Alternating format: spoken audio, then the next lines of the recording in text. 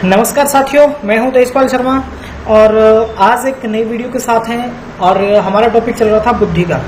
उससे आगे करेंगे, लेकिन उससे पहले एक बात कहना चाहूंगा कि आप प्लीज हमारी इस वीडियो को पूरा देखना, बीच में इसको स्किप मत करना और वीडियो को अगर पसंद आए तो इसको लाइक शेयर अपने दोस्तों के साथ जरूर करना। चलिए शुरू करते हैं। जैसा कि हमने पिछले वीडियो में पढ़ा था, बुद्धि, उसकी परिभाषाएं, उसका अर्थ और उसकी विशेषताएं पढ़ी थी हमने, और हमने ये कहा था कि अगली वीडियो में हम बुद्धि के प्रकार पढ़ेंगे। चलिए हम शुरू करते हैं हमारी क्लास, बुद्धि के प्रकार। तो विभिन्न मनोवैज्ञानिकों ने बुद्धि के अलग अलग प्रकार बताए हैं। उनमें ज्यादातर समानता ही है, बस थोड़ा बहुत फर्क है, या तो कोई नाम का फर्क होगा या थोड़ा बहुत फर्क है, कोई ज्यादा फर्क है नहीं उसमें। चलिए तो इसके ऊपर हम जो डिस्कस करते हैं। सबसे पहले हम बात करेंगे वर्णन की। तो वर्णन जो है एक मनोवैज्ञानिक हुए हैं, उन्होंने बुद्धि के प्रमुख 3 प्रकार बताए हैं। कौन कौन से प्रकार बताए हैं? सबसे पहला प्रकार बताया जैविक बुद्धि। अब जैविक बुद्धि कौन सी होती है? वह बुद्धि जो जीवन की नई परिस्थितियों से जैविक रूप से अनुकूलन करने की योग्यता है। अर्थात जब हमने पिछले वीडियो में पढ़ा था कि जो बुद्धि है वो समायोजन करने के लिए होती है, या यूं कहें कि समायोजन में हमारी सहायता करती है, वही बात इन्होंने यहां वर्णन में कही है कि जीवन में नवीन परिस्थितियां जब आती हैं, नई परिस्थितियां आती हैं, उनके साथ हमें जैविक रूप से समायोजन करने की जो क्षमता होती है वो किस बुद्धि के द्वारा होती है? वो जिस बुद्धि के द्वारा होती है उस बुद्धि को वर्णन ने जैविक बुद्धि कहा है। यानी जीवन में जब परिस्थितियों के साथ हम समायोजन करते हैं वो जैविक बुद्धि है। दूसरी की अगर बात करें तो मनोवैज्ञानिक बुद्धि। मनोवैज्ञानिक बुद्धि यानी बुद्धि जन्मजात ज्ञानात्मक योग्यता है। वह बुद्धि जिससे हम सीखते हैं, कुछ चीजें याद रखते हैं, जो चीजें हमारी जो तर्क वितर्क करने की क्षमता है, वो बुद्धि हमारी कौन सी होती है? मनोवैज्ञानिक बुद्धि होती है। अब देखिए यहां से क्वेश्चन ये बनता है कि वर्णन के अनुसार मनोवैज्ञानिक बुद्धि का कोई एक उदाहरण बताइए। तो इसमें अगर हम बात करें तो जैसे कोई व्यक्ति किसी चीज को याद रखता है, या फिर यूं कहें कि एक जो सर्जन है, डॉक्टर है, सर्जन ऑपरेशन करता है, तो ऑपरेशन करने के जो तरीके हैं उसने याद रखे हैं, सीखे, वो कौन सी मनोवैज्ञानिक बुद्धि है, यानी कि उसके माइंड में वो चीजें सेट हैं। या फिर यूं कहें कि एक नेता जो वाद विवाद प्रतियोगिता में या किसी टीवी चैनल पर बैठ के डिबेट करता है और वहां पर वो जिस बुद्धि का इस्तेमाल करता है, जिन तर्क वितर्क का इस्तेमाल करता है, वो उसकी जो बुद्धि है वो मनोवैज्ञानिक बुद्धि है। तीसरी बुद्धि है संक्रियात्मक बुद्धि। यह वह बुद्धि है जो मनोवैज्ञानिक परीक्षणों के द्वारा मापी जा सकती है। यानी कि जब हम कोई टेस्ट आदि के माध्यम से बुद्धि का मापन करते हैं तो वो बुद्धि संक्रियात्मक बुद्धि है। अब देखिए यहां से इस पूरे कॉन्सेप्ट से ये जो तीनों प्रकार बताए हैं, इनमें से एक क्वेश्चन ये भी बनता है कि निम्न में से वर्णन के अनुसार बुद्धि का प्रकार नहीं है। वर्णन के अनुसार 3 प्रकार हैं, उनमें से 3 कौन कौन से? पहला है जैविक बुद्धि, दूसरा है मनोवैज्ञानिक बुद्धि और तीसरा है संक्रियात्मक बुद्धि। तो अगर इन तीनों के अलावा कोई चौथा अगर आपके पास ऑप्शन है तो वही आंसर होगा कि वर्णन के अनुसार ये प्रकार नहीं है। अगर यहां पर ये कहें कि मूर्त बुद्धि, वर्णन के अनुसार निम्न में से कौन सी बुद्धि का प्रकार नहीं है, और उसमें ऑप्शन आपके हैं जैविक बुद्धि, मनोवैज्ञानिक बुद्धि, संक्रियात्मक बुद्धि या जो है वो मूर्त बुद्धि। तो इन्होंने जो नाम दिए हैं बस वही बात है नाम की, तो नाम में इन्होंने मूर्त बुद्धि का कहीं कोई जिक्र नहीं किया है, तो इन्होंने ये 3 प्रकार बनाए। इस प्रकार का यहां पर क्वेश्चन बन सकता है। अगला टाइप जो है, अगला प्रकार जो है वो है गैरेट के अनुसार, काफी इंपॉर्टेंट है। और गैरेट ने बुद्धि के जो प्रकार बताए हैं उनमें पहला बताया मूर्त बुद्धि। देखिए मूर्त नाम किस चीज का है? कोई चीज अगर ठोस में हमारे सामने प्रेजेंट है तो उसको हम मूर्त कहते हैं, यानी कि मूर्त के रूप में, ठोस रूप में हमारे सामने उपस्थित है अगर कोई चीज, तो हम उसको क्या कहते हैं? मूर्त कहते हैं। बस यहीं से आपको कॉन्सेप्ट पकड़ना है, यहीं से आपका क्लियर हो जाता है कि कौन से व्यक्ति में मूर्त बुद्धि है, कौन से में अमूर्त बुद्धि है। मूर्त बुद्धि वो होती है जो हमारे सामने जो चीजें होती हैं और उन चीजों के ऊपर हम काम करते हुए कोई नई चीज करते हैं या कुछ उसके ऊपर कोई आविष्कार वगैरह करते हैं, तो वो बुद्धि क्या कहलाती है?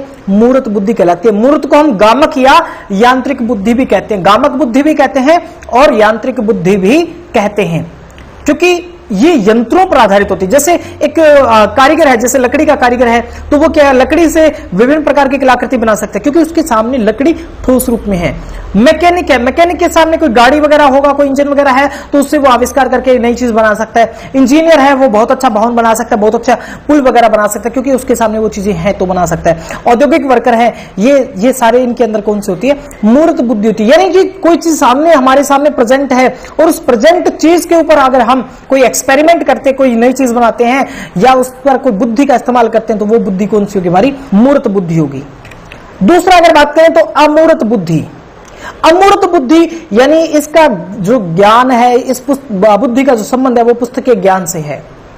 यानी कि कोई चीज हमारे सामने प्रेजेंट नहीं है और उसके बारे में हम डिस्कशन करें, उसके बारे में विचार विमर्श करें, उसके बारे में तर्क वितर्क करें, तो वो कौन सी बुद्धि का इस्तेमाल करके करते हैं, वो हम अमूर्त बुद्धि का इस्तेमाल करके करते हैं। कैसे कि एक दार्शनिक है, दर्शन शास्त्र का विषय क्या है, आत्मा क्या है, परमात्मा क्या है, संसार कैसे बना, ये जीवन क्या है, इसके जन्म से पहले क्या था, जन्म के बाद में क्या था, अभी किसने देखा है, किसी ने नहीं देखा।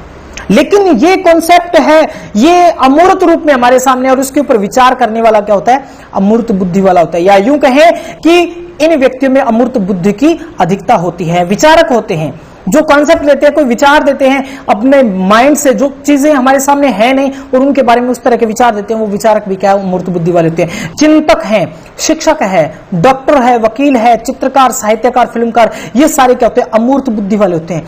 क्वेश्चन आता है एग्जाम में, इंटीरियर डिजाइनर, एक इंटीरियर डिजाइनर है, वो किस प्रकार की बुद्धि वाला होता है, या इंटीरियर डिजाइनर में किस प्रकार की बुद्धि अधिक होती है।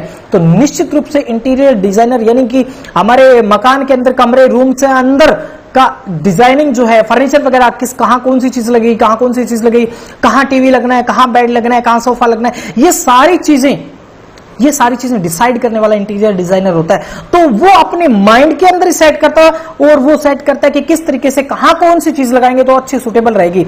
तो उसके अंदर वो पहले अपने माइंड में जो सामने चीज नहीं है उसके बारे में एक चित्र बनाता है, उस चित्र के आधार पर वो जो है काम करता है, तो उसको हम क्या कहेंगे, अमूर्त बुद्धि कहेंगे। तो एक इंटीरियर डिजाइनर, ये क्वेश्चन कई बार एग्जाम में पूछा गया, एक बार नहीं कई बार एग्जाम में पूछा गया कि एक इंटीरियर डिजाइनर कौन सी बुद्धि वाला होता है, या एक इंटीरियर डिजाइनर में किस बुद्धि की अधिकता होती है, तो उसमें अमूर्त बुद्धि की अधिकता होती है।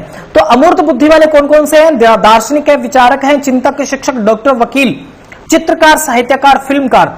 अब देखिए फिल्मकार की बात करें तो वो चीजें कि कहां से किस प्रकार का डायलॉग कब बोलना है, उसमें किस तरह का आसपास का माहौल होना चाहिए, वहां का दृश्य कैसा होना चाहिए, चेहरे के जो एक्टर है, एक्ट्रेस है, उसके चेहरे के हाव भाव कैसे होने चाहिए, वो सारी चीजें कौन डिसाइड करता है, वो जो फिल्मकार है, उसको डायरेक्टर जो डायरेक्ट करने वाला है वो ये चीज डिसाइड करता है। तो वो क्या करता है, वो ये सोचता है कि कहां से कोई चीज सुटेबल रहेगी, तो वो किस कारण होता है, वो अमूर्त बुद्धि की अधिकता के कारण होता है। अगली बुद्धि की बात करें, सामाजिक बुद्धि। इस बुद्धि का संबंध सामाजिक कार्यों से होता है, यानी व्यक्ति जब सामाजिक कार्यों में रह करके जो बुद्धि का इस्तेमाल करता है, या फिर जो व्यक्ति सामाजिक दक्षता वाला होता है, उस व्यक्ति में सामाजिक बुद्धि की अधिकता होती है। जैसे राजनीतिज्ञ होते हैं, किसी को भी अपनी बातों में इतना जल्दी से वश में कर लेते हैं, और जिस लीडर में, जिस नेता में सामाजिक बुद्धि जितनी ज्यादा होगी, वो उतना ही बड़ा राजनीतिज्ञ बन सकता है, उतना ही वो सक्सेस हो सकता है, कामयाब हो सकता है। अब मोदी जी की बात करें तो उनके अंदर सामाजिक बुद्धि की बहुत ज्यादा अधिकता है, क्योंकि वो सामने वाले व्यक्ति को कभी भी माफ कीजिएगा, कभी भी किसी भी समय जो है उसको प्रभावित कर सकता है। दूसरा, कूटनीतिज्ञ होते हैं, कूटनीति बनाने वाले वो व्यक्ति, जैसे अजित डोभाल हैं, इनकी जो अगर बात करें तो ये बड़े कूटनीतिज्ञ, इनकी सामाजिक बुद्धि बड़ी हाई लेवल की है। सामाजिक कार्यकर्ता, सोशल वर्कर जो होते हैं वो इसी में आते हैं, और व्यवसायी, बिजनेसमैन जो है वो भी सामाजिक बुद्धि में आते हैं। यानी कि जिन लोगों का पब्लिक डीलिंग ज्यादा होता है या पब्लिक के साथ डीलिंग करने का ज्यादा काम पड़ता है, और वो जो है एक सक्सेस होते हैं इस फील्ड में, तो ये मानेंगे निश्चित रूप से कि उस व्यक्ति में सामाजिक बुद्धि बहुत अधिक है। तो उम्मीद है समझ में आया होगा। अगली बात करेंगे थॉर्नडाइक के अनुसार। तो थॉर्नडाइक और गैरेट दोनों बिल्कुल समान है, इनमें कोई ज्यादा फर्क है नहीं। तो उन्होंने अमूर्त बुद्धि कहा है। थॉर्नडाइक ने कहा है पहली बुद्धि अमूर्त बुद्धि, यानी ज्ञान उपार्जन के लिए होती है यह बुद्धि। अमूर्त बुद्धि ज्ञान उपार्जन करने के लिए, जैसे एक डॉक्टर है वो एक ज्ञान उपार्जन करता है, अपने माइंड में सारी चीजें सेट रखता है। शिक्षक जो होता है वो अपने माइंड में सारी चीजें सेट रखता है। एक चित्रकार है वो अपने माइंड में चीज सेट रखता है कि कहां कौन सी चीज किस प्रकार से प्रयोग करनी है। यानी जो शब्दों प्रतीकों यानी जो कोडिंग के आधार पर जो समस्या का समाधान करते हैं या समस्या का समाधान करने वाले जो व्यक्ति होते हैं उनके पास अमूर्त बुद्धि की अधिकता होती है, या शब्दों प्रतीकों या समस्या के समाधान के लिए अमूर्त बुद्धि का प्रयोग अधिक किया जाता है। अगली बात करें सामाजिक बुद्धि, तो इस प्रकार का व्यक्ति समाज में आसानी से समायोजन कर लेता है। तो ये जो वही बात है जो गैरेट ने कही थी, उस हिसाब से नेता बिजनेसमैन वगैरह जो है वो इसमें इस प्रकार की बुद्धि वाले होते हैं। और यांत्रिक बुद्धि, इस बुद्धि को मूर्त बुद्धि कहा है या यांत्रिक बुद्धि, थॉर्नडाइक ने यांत्रिक बुद्धि कहा है। क्वेश्चन ये भी बनता है कि थॉर्नडाइक के अनुसार यांत्रिक बुद्धि को गैरेट ने किस नाम से बताया है, तो उसने मूर्त बुद्धि बताया। इस प्रकार की बुद्धि वाले व्यक्ति जो है वो यंत्रों और भौतिक वस्तुओं का परिचालन अच्छे से कर सकते हैं। जैसे एक मैकेनिक है, वो मैकेनिक अच्छे से इस प्रकार की वस्तुओं का मशीनरी वगैरह का अच्छे से प्रयोग कर सकता है। तो ये सारे जो है यांत्रिक बुद्धि वाले में, यानी कि जो मूर्त जो चीजें होती हैं, जो ठोस चीजें होती हैं, उनके ऊपर जो चीजें सामने होती हैं उनके ऊपर अच्छे से कार्य कर सकते हैं। उन व्यक्तियों के अंदर मूर्त बुद्धि या यांत्रिक बुद्धि अधिक होती है। तो आज हमने बुद्धि के प्रकार सीखे हैं, गैरेट के अनुसार सीखे हैं, वर्णन के अनुसार सीखे हैं और हमने थॉर्नडाइक के अनुसार सीखे हैं। और अगली क्लास में हम क्या सीखेंगे, तो अगली क्लास में हम बुद्धि के विभिन्न सिद्धांतों के बारे में सीखेंगे।